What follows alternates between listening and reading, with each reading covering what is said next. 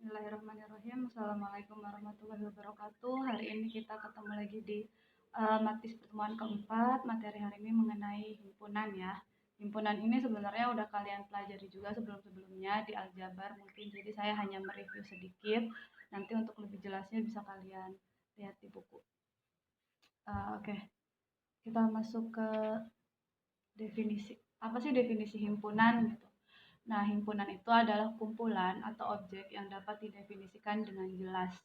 Jadi saya capture di situ ya harus dapat didefinisikan dengan jelas. Kayak misalkan himpunan hewan berkaki empat itu kalian bisa uh, definisikan dengan jelas ya, himpunan hewan berkaki empat itu seperti kambing, sapi gitu. Harus ada ciri-ciri yang jelas gitu. Nah, notasi dari himpunan itu biasanya dalam bentuk huruf kapital. Kayak misalkan A, B, C dalam bentuk kapital. Nah, kemudian anggotanya itu dalam bentuk huruf kecil gitu. Biasa dinotasikan karena kan biasanya kalau himpunan itu menggunakan notasi ya.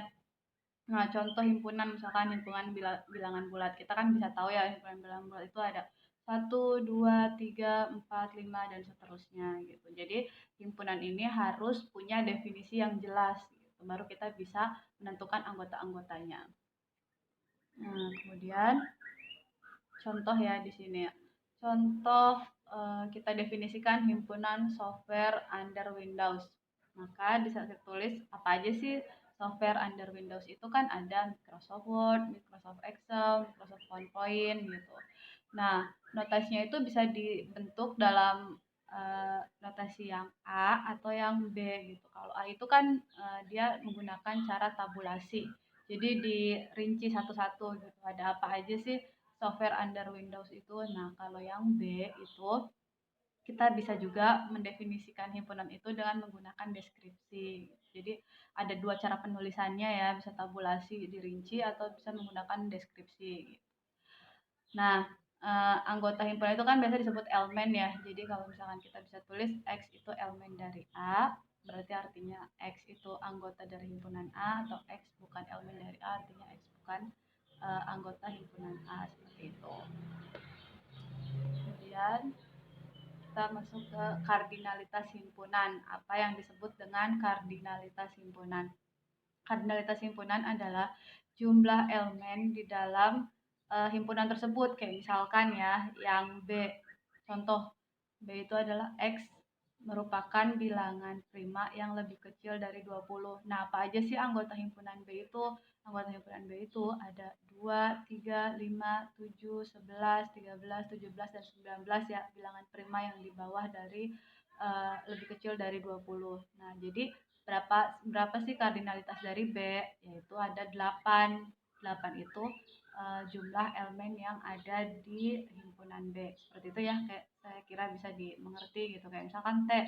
T itu ada berapa elemennya? Ada 5. Berarti kardinalitas dari T itu ada 5. Kemudian yang A itu kardinalitasnya ada 3. Seperti itu. Jadi yang harus kalian ingat itu kardinalitas adalah jumlah elemen dari himpunan tersebut. Gitu. Kita lanjut. Nah, kesamaan dua himpunan. Himpunan dikatakan sama itu jika elemen dan jumlahnya itu sama. Jadi ada dua ya syaratnya, elemennya sama dan jumlahnya juga sama. Kalau kalian lihat yang contoh yang A dan yang B itu elemen-elemennya sama walaupun urutannya berbeda. Urutan yang berbeda itu enggak diperhatikan ya. Yang penting elemennya sama dan jumlahnya itu sama. Kardinalitasnya sama. Nah, kemudian dua buah himpunan dikatakan setara, yang bagian bawahnya itu dua buah himpunan dikatakan setara jika jumlah anggota himpunan A sama dengan jumlah anggota himpunan B. Jadi kalau misalkan bisa disimpulkan ya, kalau setara itu kalau kardinalitasnya sama. Jadi kayak misalkan himpunan A itu anggotanya 2, himpunan B itu anggotanya 2, walaupun eh, elemen-elemennya itu berbeda tapi tetap dikatakan setara gitu. Kemudian subhimpunan. Saya masuk ke subhimpunan. Apa sih subhimpunan gitu? Himpunan A dikatakan subhimpunan dari B jika dan hanya jika semua elemen-elemen A adalah anggota himpunan B.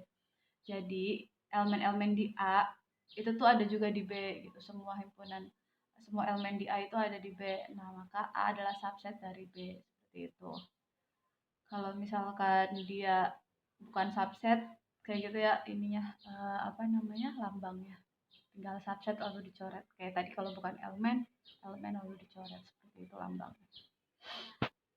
Kemudian macam-macam himpunan gitu, ada macam-macam himpunan tuh ada apa aja sih?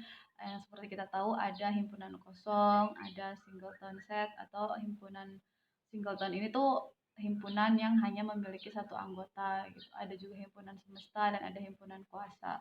Untuk lebih jelasnya bisa dilihat di buku ya untuk definisi-definisinya atau contoh-contohnya, barangkali kalian lupa atau bingung gitu apa sih deskripsi dari masing-masing himpunan ini gitu. Bisa dilihat di buku. Kemudian saya lanjut.